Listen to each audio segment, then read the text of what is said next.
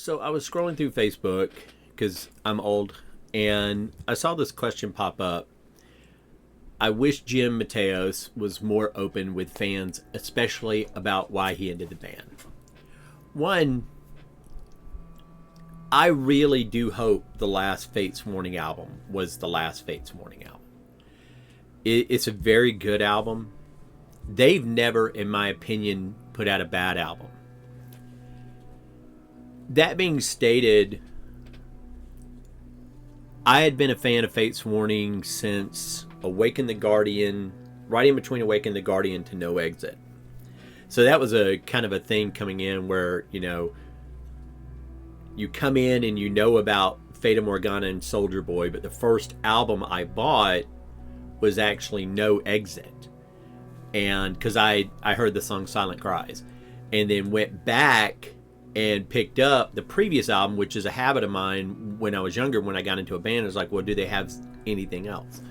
So went back and picked up Awaken the Guardian, and it's two different bands.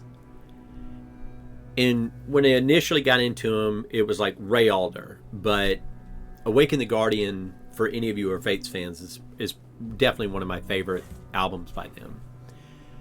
But this idea about why he ended the band, what was really disappointing and what makes the most sense is that it wasn't really profitable. The fact that they lasted as long as they did is remarkable.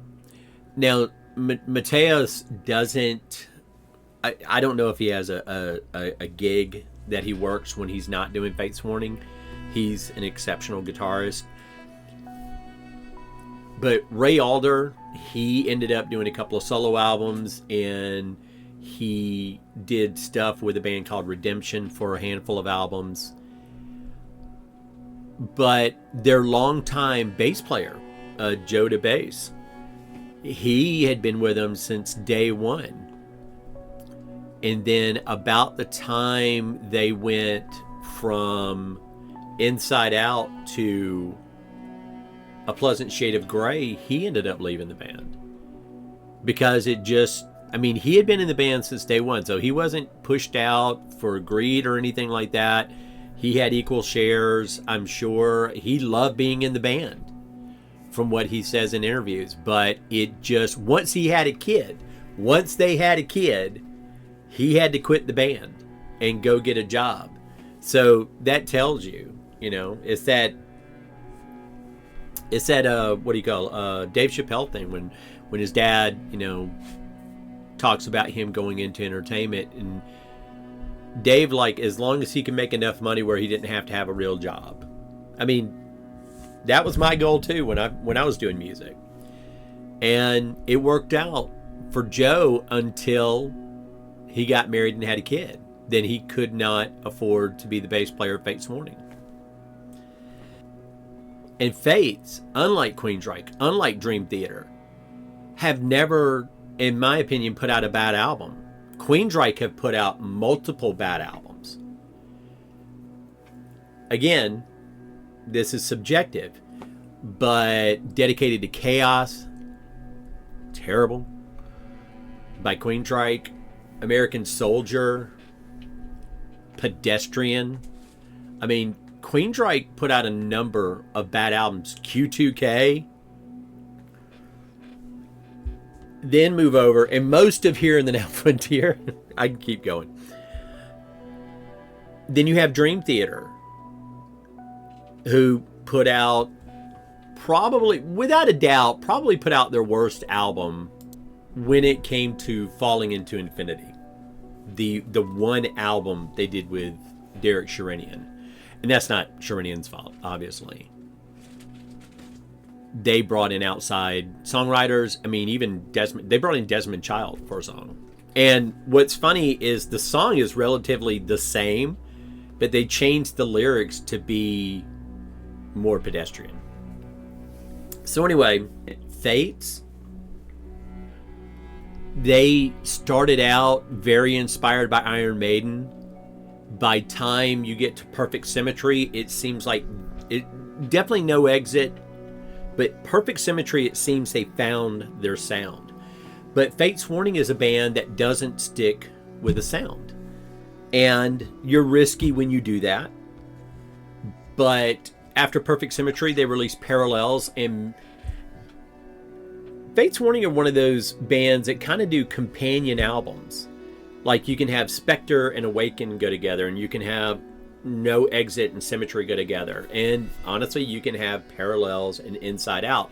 And Parallels, Metal Blade had linked up with Warner Brothers, and Parallels was their Empire, was their closest attempt without being contrived, their best chance of appealing to a mass audience. And it didn't work. But the music videos reflected it. Like they had a video for the title track, and it was very reminiscent. Looked like it had been filmed by the same guy who did Empire. And the video for Empire by Queensryche. And then they had one for Eye to Eye, which was kind of like this mid-tempo ballad, making Fate's lead singer Ray Alder this kind of sex symbol type guy. And it didn't work. And so when you listen to the next album, Inside Out, it is like Parallels, but without all the polish. And it's a superb album. They had a single off it called Monument. He ended the band, but he also ended the band with finality. I mean, the lyrics for the last song on their final album are significant. So I wanted to bring this up so you could see the last song on their last album is literally called The Last Song. And the last words are, "The curtain falls upon a darkened stage. Voices fade like words across some worn-out ending page. The writer writes his final wrong. This is the last song." How do you beat that? How do you beat that? Dream Theater has since resurrected itself. Portnoy came back. Even when they did the Bad album, their very next album is considered one of their finest albums. And Scenes from a Memory, where they do the full concept. Brought in Jordan Rudess. I mean, they leveled up like they were on steroids, and subsequently put out some amazing albums. And then, of course, they lose Portnoy for a little while, become this very bland band. And now Portnoy's back, and they put out a tremendously brilliant album in Parasomnia. A drummer makes that big of a difference, doesn't he? That drummer does, anyway. And Queensryche are touring as a zombie now.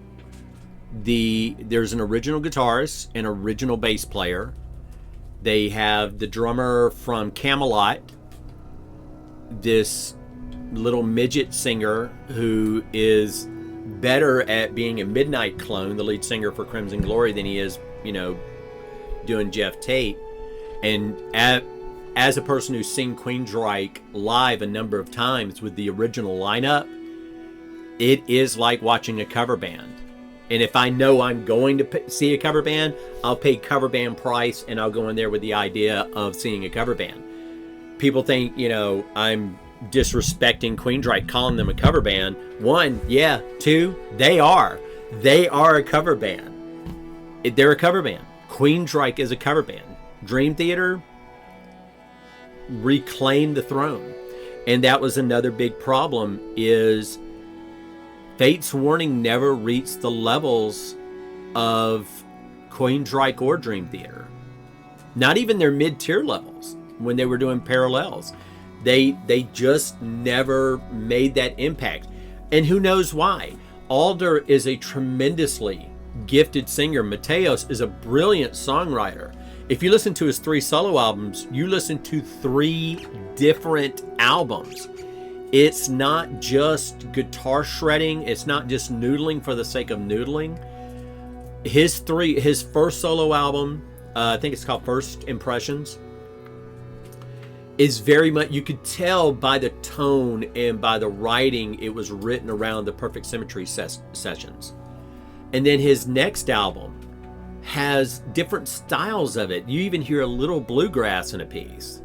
And then his third album is completely experimental with really weird ambient sounds and electronic noises and stuff. He's constantly experimenting, finding out stuff that interests him. Now, that being said, about the last song, Ray and Jim, Ray Alder and Jim Mateos, they have created a project called North Sea Echoes that is not Fate's Warning, and it's not any stage of Fate's Warning. It is a completely new project. It is very clean guitar, acoustic driven, a lot of ambient. I absolutely love the album. I'm a big fan of ambient music. Like, I don't listen to Band Nile, the death metal band, but Carl Sanders has these 3 ambient albums that are tremendous. Lusmord is another person who I really like. And it's not quite on that scale of ambience, but it is very quiet, calm. Ray has a tremendous voice, and when he kind of goes into this area of kind of lilting singing and very soft singing, melded with Mateos's clean guitar and this sort of ambient approach, it's tremendous. It's you could say that it's very Pink Floyd inspired without sounding a thing like Pink Floyd. I wish Fates would have more albums, without a doubt, but the idea is, who are Queensryche if they don't become popular? What albums do they put out? Do they go, I mean, because they tried to maintain that integrity. They put out Empire, this complete departure, because they had done their experimental kind of neo goth album with Rage for Order, and then they put out this high concept album that's with inspirations from heavier bands like Rush and Yes and Operation Mindcrime, and then Empire, which really, honestly, the 2 most commercial songs on that album weren't hits. It was the other songs. The 2 most commercial songs on that album, in my opinion, are One and Only and Hand on Heart, and they weren't singles. So they probably saw that too, and why we ended up with Promised Land, which is a very good album.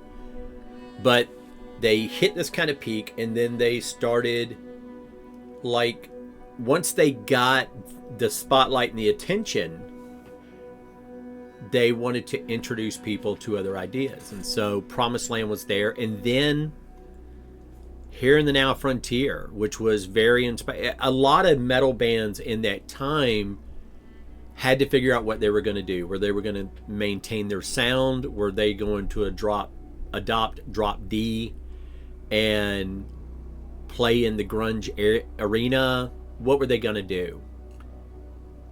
But who are Queensryche? What kind of band do they become if they don't become huge on Empire? If they don't see massive success with Silent Lucidity? Dream Theater became very popular right out of the gate. Not necessarily right out of the gate, but you had When Dream and Day Unite with Charlie Dominici, but when Images and Words came out, their first official video from their first album with James LaBrie and their first album on a major label just was huge. This edited version of Pull Me Under. And they tried to follow it up with another single, and it didn't chart as high, Take the Time. And they all got dressed and put on their Sunday best for that one. And then they did another one. They did a single for Another Day, a ballad, which usually do well, didn't do as well as Pull Me Under. So you never know what's going to hit. You can try, but you never know what's going to hit. I think they called their compilation album greatest hit plus 21 other songs. I mean, they knew what happened. But Fates, they really never saw that kind of peak moment of success that they could build on. Dream Theater did, tried to, it didn't work. Queensryche did, in my opinion, almost rejected it and continued on. Fates Warning, I don't think they ever got that chance. Their best chance was Parallels, and it just didn't play out. As to why he ended the band, no disrespect to Dan Parente, I don't know how old you are, I don't know how long you've been into Fates, but it is very obvious why they ended the band. They just got, and I don't think that Jim Mateos with Ray doing North Sea Echoes, or him working with his other band, America, or A to Z, where Ray Alder's working with Mark Zonder. Ray Alder, I don't think any of them expect to become something else, to become more than what Fates Warning is. I think they just realized we reached a point with Fates. They even, I mean, look at their career. What else do you do? I mean, that when Jim got together with John Arch, who sang on the first 3 albums, and they did Arch Mateos, that was tremendous. And then to bring the lineup together that did Awaken the Guardian and perform that live in its entirety, and on top of that, it be tremendously good. I mean, they sounded phenomenal. I wish there were more Fates Warning stuff, but there's not. And the last song, and the last song being the last lyrics, unlike these other bands who are going to retire or who sign a contract saying they're never going to tour again, and they do, Fates Warning's legacy should be they honor their word. I think that would be the best legacy. I love Fates Warning. They brought so much to my life. I'm sure they've brought a lot to your lives. And you can do your favorite Fates Warning albums, your favorite Fates Warning songs, your favorite Fates Warning moments. I've seen Fates a couple of times. First time I saw them was on the Perfect Symmetry tour. They were touring with Sanctuary, who were touring for Into the Mirror Black. And they were doing a split headline. It was tremendous. I'm so happy I got to experience that moment. That's my conjecture on why the band ended. And I think if you pay attention, it would make sense. I mean, it really would. So anyway, if you watch this video, thanks. Appreciate it. And see you in the next video. Take care.